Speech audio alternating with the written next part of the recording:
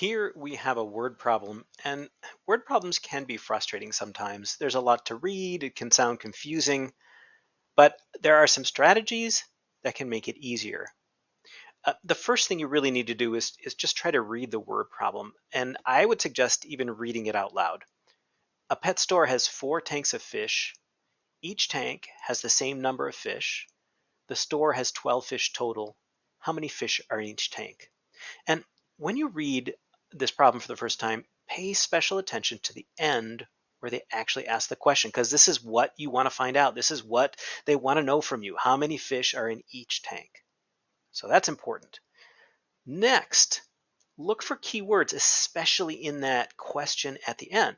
If you see, and these word problems we're working on, they have to do with either multiplication or division, and the main task is really to sort out, are we multiplying or are we dividing? If you see the word in each or of each, it's probably going to be a division problem. If you see a phrase like in total or altogether, then it's probably going to be a multiplication problem.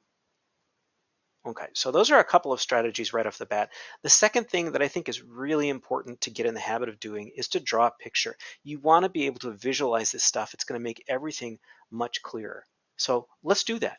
It says a pet store has 4 tanks of fish. Okay, so there's a tank, there's a tank, there's a tank, and there's a tank.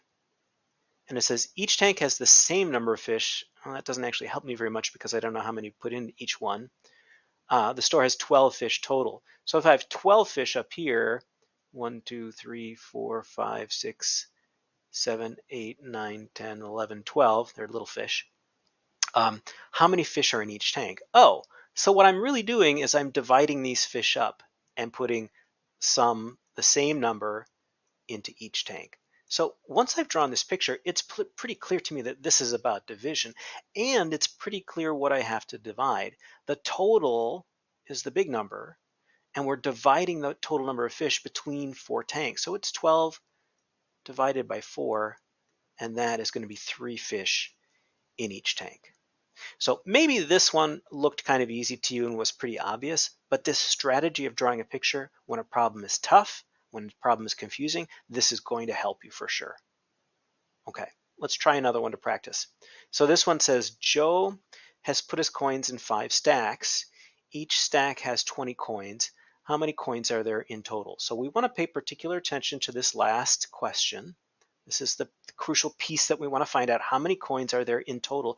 And ooh, there's that key phrase, in total. So I'm thinking this is going to be a multiplication, but let's draw a picture first. So Joe has put his coins in 5 stacks. Okay, so 1, 2, 3, 4, 5. And each stack has 20 coins. Okay, so 20, 20, 20, 20, and 20. So they're all even. And how many coins are there in total? Aha. So this is a multiplication problem. I mean, you could make this an addition problem too, right? Where we're just adding up all the coins. So you could put a plus sign between each of these. But since there are 5 of them, we know that this is 20 coins 5 times, or 20 times 5. And 20 times 5, well, 5 times 2 is 10. Put that trailing 0 on it, and you get 100 coins. So that is a little practice with some word problems in multiplication and division.